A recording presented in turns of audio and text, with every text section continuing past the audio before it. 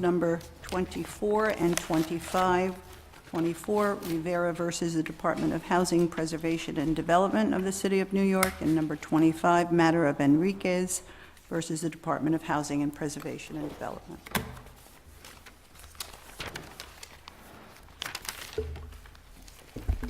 Counsel? May it please the court, Jeremy Schwader for the Department of Housing, Preservation, and Development. I'd like to reserve 3 minutes of rebuttal time. 3, sir? Yes. You may have 3.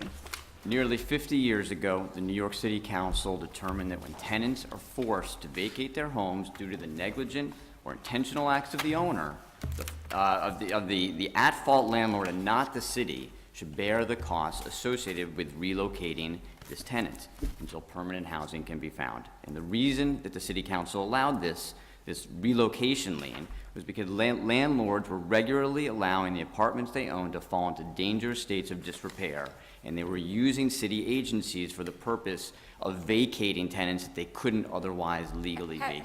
Has HPD commenced any foreclosure proceeding in Rivera? No, in neither of the cases here have there been foreclosure proceedings, and of course, Is there a reason for that? Well, there are many reasons. Foreclosure proceedings are actually rare in these cases, and there's many reasons for it. One is capacity, to begin with. In 2016, calendar year 2016, HPD issued 175 liens. So that would be 175 foreclosure actions you're talking about in a year. That's a huge capacity. Second thing is, HPD is not really in the business of wanting to force a sale of these people's buildings, and that's what would happen in a foreclosure proceeding if they won. You also, I don't know where, in each case, where HPD would be in the priority of liens. They may not actually be able to get any money after the foreclosure hearing. There's a lot of good reasons, and of course, the lien law allows our adversaries to force a foreclosure hearing if they want HPD to have to prove its lien. They haven't done so, and landlords rarely do so, probably because they don't want to have to face having to pay this and have their apartment sold. But they do have the right to start that proceeding, and you then have to respond within 30 days, right? Absolutely. They have the right to force us to do it, or the lien is going to be vacated. Sorry. Let me just ask a practical question. I shouldn't say aren't they? Are the relocation costs are part of the insurable damage for a fire? For the landlord? Yeah. I don't know the answer to that question. Yeah. That may I'll be ask something them. that the landlord Yeah. can answer. What's your I just don't know. experience? You know what, I don't know. I really can't answer that question because I just don't know here. Okay.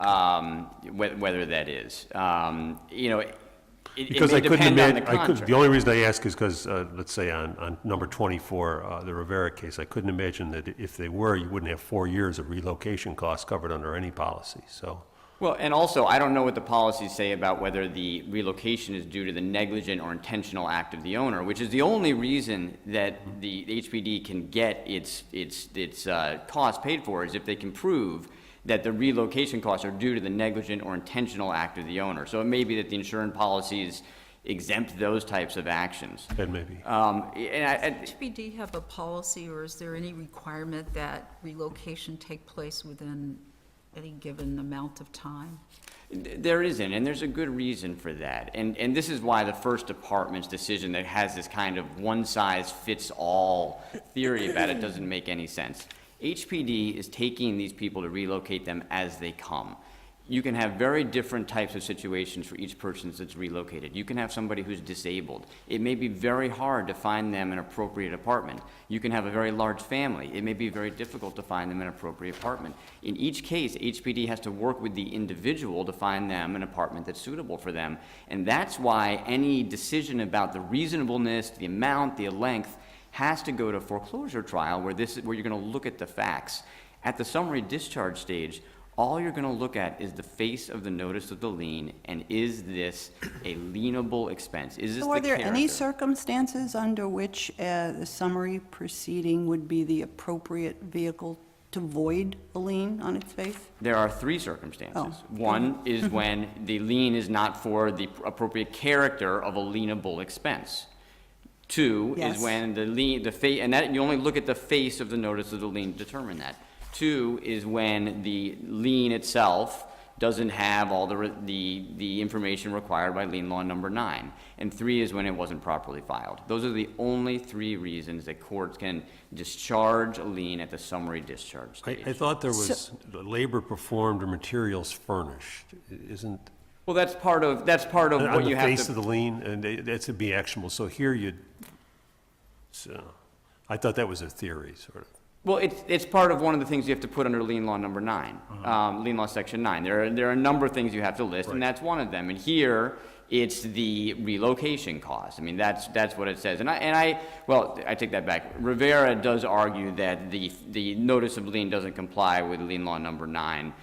Enriquez doesn't argue that, and I think, we've gone through it in our brief why it completely complies with lien law number 9. I think the bigger issue here is whether the First Department was right that it could say, per se, any lien that goes for over a year is not of the character that's a lienable expense. And I think you can really look to the legislative history here to understand why that was wrong. If you go to the 1997 amendments, and you have to understand what those amendments did. Prior to that, HPD could only put a lien after everybody had left their care. And what was happening was, because shelter was taking a long time, landlords were selling their apartments and they weren't able to put a lien on them. So the city council amended it and said, you can put rolling liens. We see there's a problem here. And the very foundation of that was an understanding that liens were taking, shelter was taking a year or more to get people out of. So they recognized the problem. They amended the law to allow rolling liens. And it's interesting because this is one of these rare cases where the legislative history really answers this question. A year, the city council has acknowledged that a year or more of shelter is totally fine. In fact, they wanted to make it easier. So what's the average shelter time now? At the time I filed the brief, it was 500 days. I don't know what it is today. It may be the same. So it's But around a year and a half. And it's a long time. And this is due to the unique circumstances of what's going on in New York with affordable housing. But that's another reason why you really need to go to a factual determination about whether it was reasonable for the length of time, for the amount of time, for this tenant. All those are questions that are answered at a foreclosure trial, which at any point my adversaries can force us to do. When you're trying to do that placement, is there a particular priority that other tenants may be placed higher on the priority listing for any particular apartment or home that you find? I don't know the answer about whether you get in a line and you're first in line. A lot of it may have to do with the individual characteristics of the person and whether this apartment meets their needs.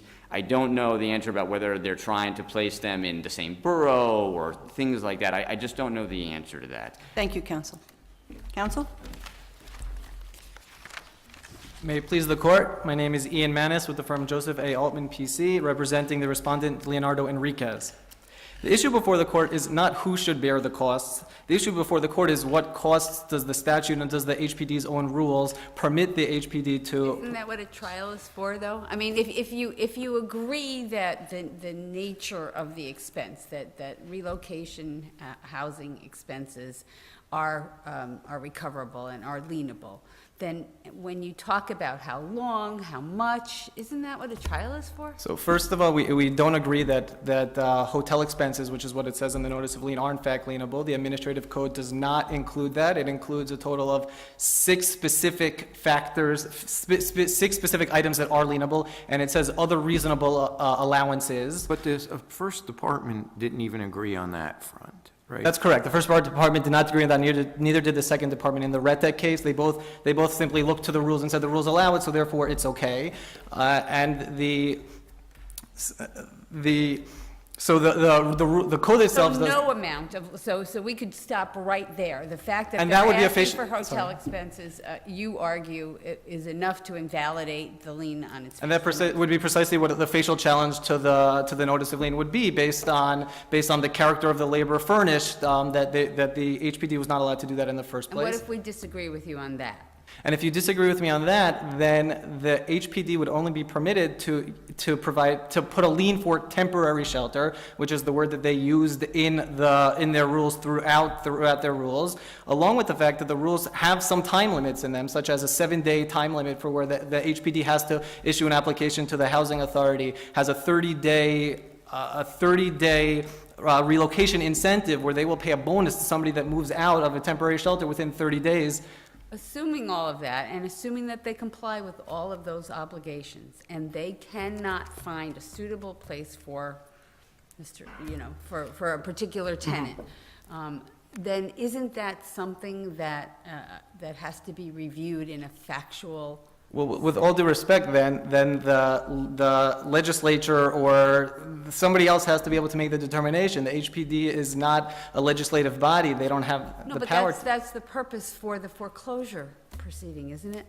So, I'm sorry, I don't understand your question. Well, there is a process in the law for conducting such Right. a So the appellate decisions on that, they all talk about the validity of the law, which sounds like the notice of the lien on its face has all the required information. There's no facial challenge to it, and then you would need to go to a foreclosure proceeding to challenge the validity of the law. Here, it is our position that this is a question of law regarding other reasonable allowances. The question of reasonable is subject to statutory interpretation. The code says other reasonable allowances. What standard would we measure that by? What would be reasonable? It would be measured by the other words that are included in Code 26-305. It says departmental costs, bonuses, and moving expenses, and other reasonable allowances. So it would be some type of comparison to the other words that go along with it, which is a way of statutory interpretation. Don't we as a matter of general practice, say that what is reasonable is a question of fact? There are circumstances, indeed, where we can say this is unreasonable as a matter of law. You're correct about that, but those circumstances are pretty rare, aren't they? I don't know how rare or how not rare they are. There is a case where they talked about other like occurrences, and I believe the court determined as a question of law what that meant.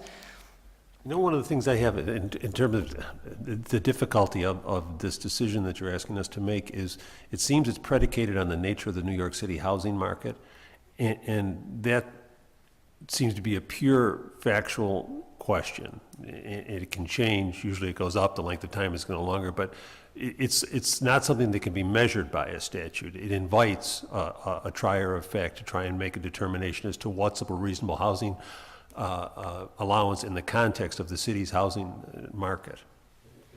I think that the statute is what we should be looking to, and the statute says other reasonable allowances, and then assuming that the... So you wouldn't say that that's a fact that would consistently affect these kind of cases in almost every single case? That it would be a fact that consistently... It would affect what would be considered a reasonable housing allowance in every single case. The nature of the market, how much housing is available in a particular neighborhood for particular tenants, that kind of thing. I don't think that would come into play here. I think that the lawmakers, the legislature would have to rewrite the statute to include that, or the HPD would have to... Isn't some amount of the delay also in the control of the landlord? That is, if you bring the facilities up to standards quickly, the tenants can come back in? So...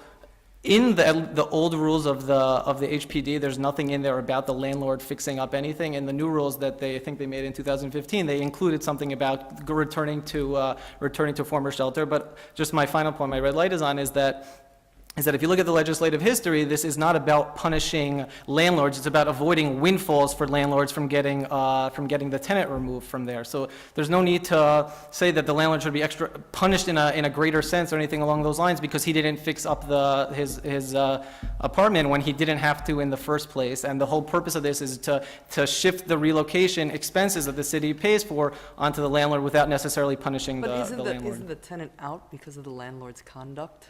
When you say it's not the landlord's fault to begin with. It is the landlord's fault, but the purpose of the statute and the rules are not to punish the landlord in these without a maximum amount that we could put a lien on it. The purpose is to shift relocation costs because the city deemed it unfair that a landlord whose building, the value of the building is increased because it's empty, now didn't even have to pay for getting rid of the tenant. Well, couldn't it be said that really, if the legislature had intended to put a maximum amount of either time or expense, then it would have done so and could still do so.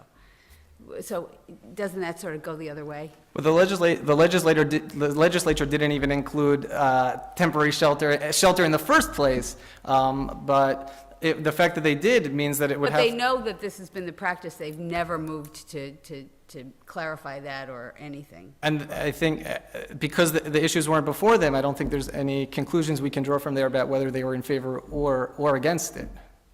And we can't draw any conclusions from their amendment?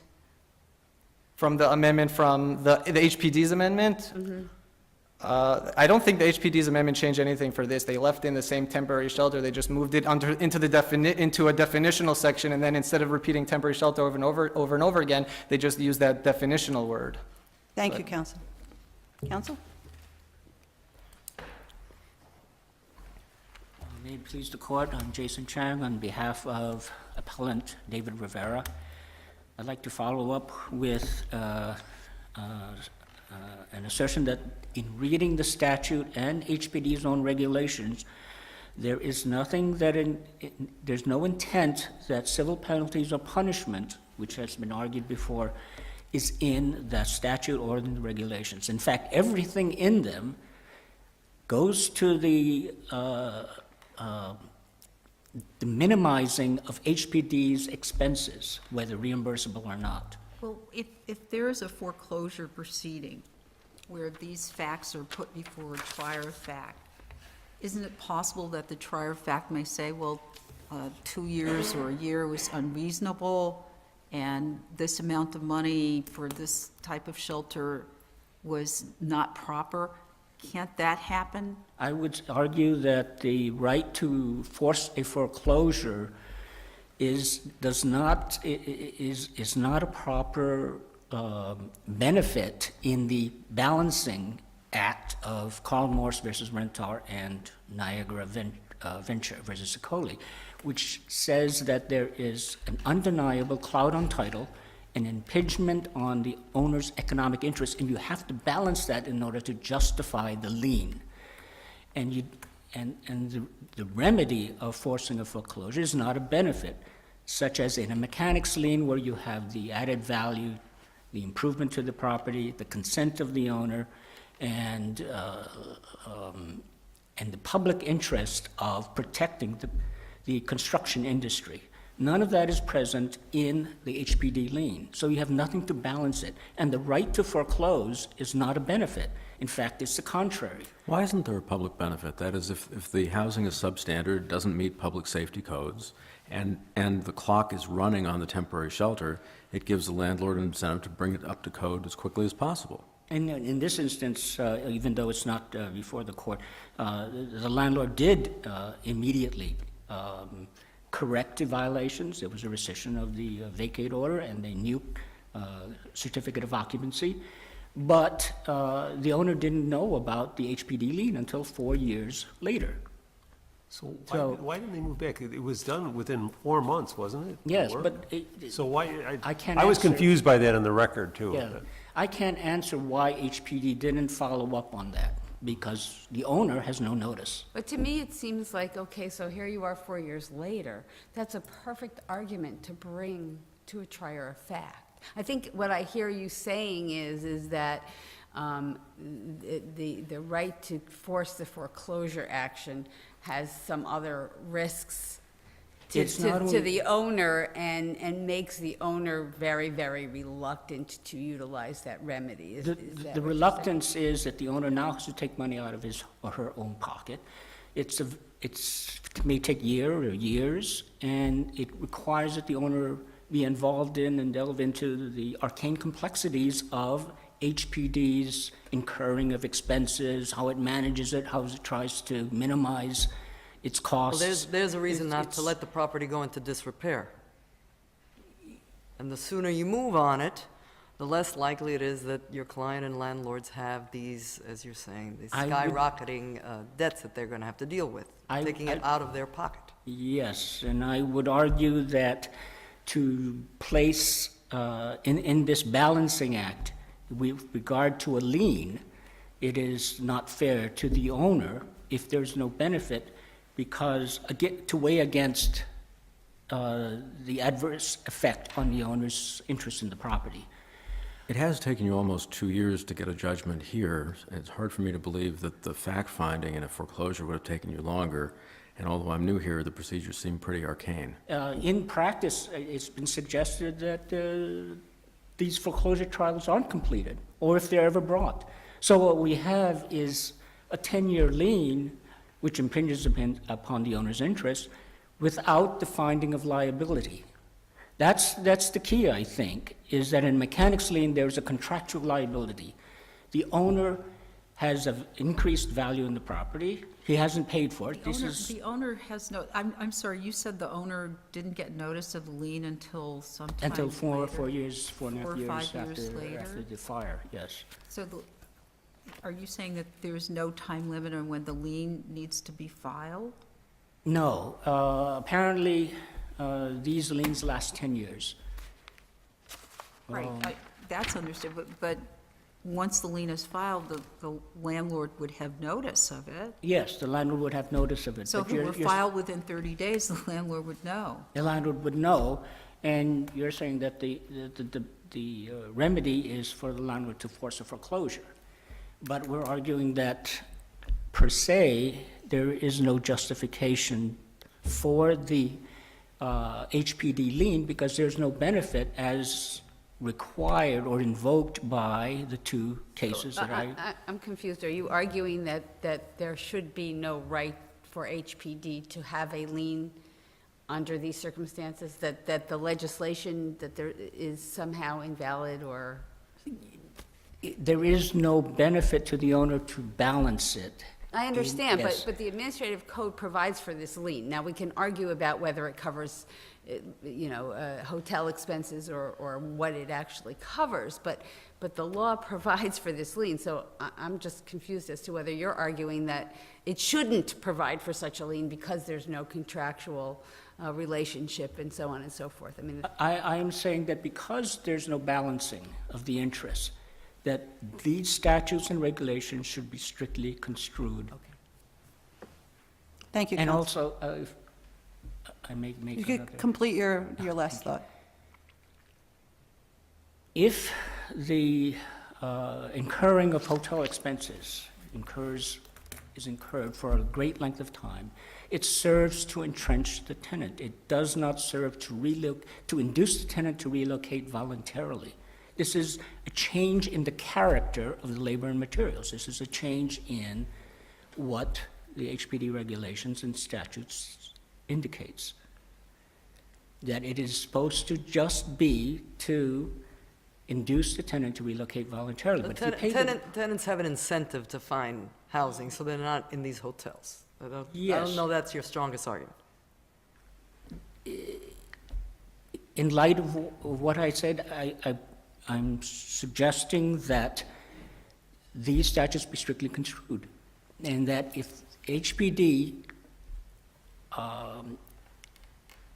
views these relocation expenses as a civil punishment or penalties for an at-fault owner, then it goes beyond what the statute and the regulations suggest. Thank you, Mr. Chang. Yeah. Counsel? Counsel, before you Thank you. start, do you think you could clear up, what is this 4 to 5 years and they didn't receive notice, or it seemed like it might not have been filed? What is that period? Your Honor, I have no idea. That's something that he's saying today. That's not in the record, whether he received notice is or that not. when the last payment for the hotel expenses was made? I think what he's saying is that he didn't know I guess what he's saying is that he didn't know that there was, that the shelter expenses were accruing all these years, but that's not Right, any. because you don't have to file a lien immediately, right? You have to file a lien within a certain period of time after the last expense is incurred, right? So That's correct. could that be what happened here? You were paying these expenses and you didn't bother to file a lien until 4 or 5 years Well, later? That's right, and let me say, as a policy, HPD notifies owners when they take in their tenants, at the time they take them in. And there's no factual development here, which is another reason why we can't be doing this at a summary discharge stage. I have a lot to cover, and I'm going to try to do it quickly. I want to go through the code quickly, because my adversaries talk about the reasonable allowance provision as being the key one. I think that applies, but I don't think it's the key one. You start with 26301, which says that the commissioner has to provide relocation services that he or she deems necessary. Then you go to 26305 says, whenever relocation services are provided under 301, those relocation services can be, the cost of those can be recouped. That's what 305.1 says. You go to 2, and 2 basically has a non-exhaustive, non-exclusive list of some of the examples that they can include. We don't need to rely on this reasonable allowances as the one that provides shelter. It's kind of curious, though, since it seems like the hotel expenses are the vast majority of, at least in these two cases, of what's being liened, that's not set forth in the code. Well, they very specifically didn't set forth everything. I mean, they very specifically Well, said, I'm here's a saying, non... but this is, you know, this is seems to be a major one, a significant part of it, so. So if there's concerns about that, you look to the legislative history. And you can, I've already described the 1997 history. We can go back to 1968.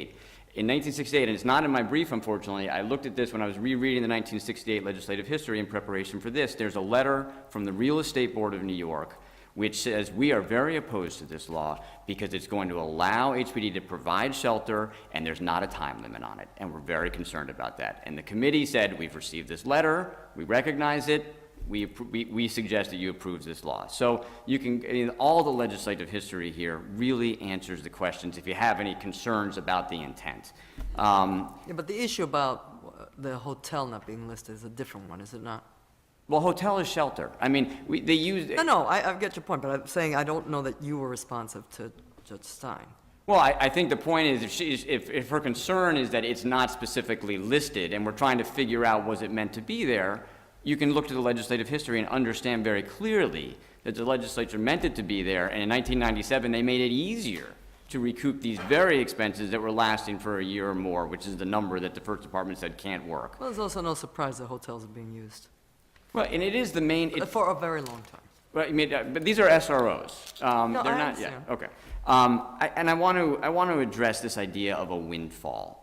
And I think that that's a really inappropriate way to describe what is happening here. First of all, from HPD's perspective, they want to move these people out as quickly as they can. They need the space. They have many people that are coming into their care. They also don't get a dollar-for-dollar recoupment of their expenses. Now, they can recoup their shelter expenses, but there are many other costs that go into this that they don't even attempt to recoup. So there's a wide divide between what their costs are for doing this program and what they actually have. What are the other types of expenses? Well, there's moving expenses. There's storage expenses, which they don't charge even though they could because it's very hard to break down individually how much would this be responsible for. There's the administrative costs of going through and trying to find permanent housing. So what they do is they charge shelter and they charge a small administrative cost, and that's all they charge.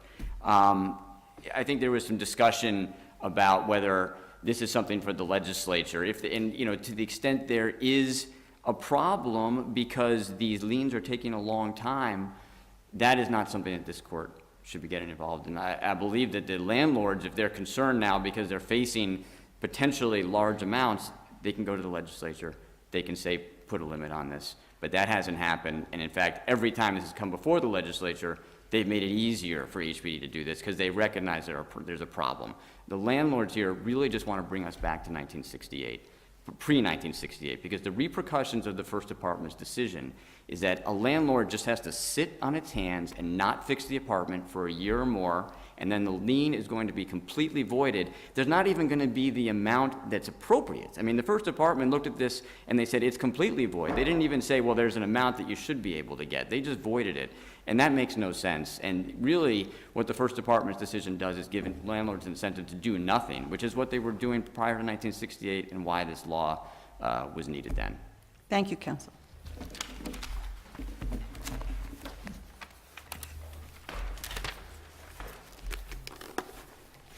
Your Honor, I would point out that there is a need for this court. Counsel, there's no rebuttal time. Rebuttal? Okay. Thank you.